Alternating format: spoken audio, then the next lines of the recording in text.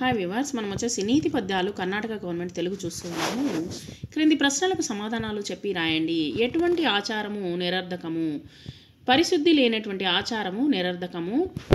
వేటి రుచులు వేరుగా ఉంటాయి. ఉప్పు కర్పూరము యొక్క రుచులు వేరుగా ఉంటాయి. పిరికివాడు ఎలా ఉంటాడు? పిరికివాడు పైకి ధైర్యంగా ఉంటాడు. అజ్ఞానుడు కూడబెట్టినటువంటి బంగారం ఏమవుతుంది? అజ్ఞానుడు కూడబెట్టిన బంగారం రాజుల వశమైపోతుంది.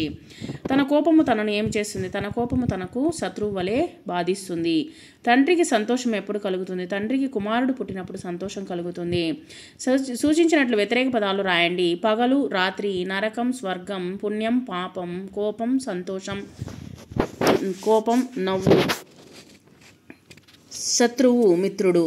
సూచించినట్లు బహువచనాలు రాయండి. కలం ప్లస్లు కళాలు, కావ్యం ప్లస్లు కావ్యాలు, నేరం ప్లస్లు నేరాలు, పుణ్యం ప్లస్లు పుణ్యాలు. ఇక్కడ జతపరచండి. చిత్తశుద్ధి లేనివాడు శివ పూజలేలరా. తర్వాత వచ్చేసి పురుషులందు పుణ్యపురుషులు వేరయ్యా. పిరికివాణి మది బింకము, పుత్రోత్సాహము తండ్రికి. ఈ క్రింది పదాలను సొంత వాక్యాలతో రాయండి. ఆచారము. పూర్వము ప్రజలు ఆచారాలను ఎక్కువగా పాటించేవారు. రుచి. మంచి రుచిగల భోజనము శ్రేష్టము. పుణ్యము. దాన ధర్మాలు చేస్తే పుణ్యము చేరుతుంది.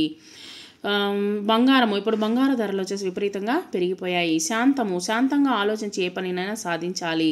దుఃఖము పలు విధాల చేటు. దుఃఖపడడం వలన మన పనులు పూర్తి అవ్వవు. ఇక్కడ క్రింది పద్యాలు ఖాళీలు అనేటువంటిది పూరించండి. ఉప్పు కర్పూరంబు నొక్క పోలిక నుండు, చూడ రుచులు జాడ వేరు. పురుషులందు పుణ్య పురుషులు వేరయ్యా. విశ్వదాభిరామ వినురవేమ. తన కోపమే తన శత్రువు, తన శాంతమే తనకు రక్ష. దయ చుట్టంబౌ. తన సంతోషమే స్వర్గము, తన దుఃఖమే నరకమండు తథ్యము సుమతి.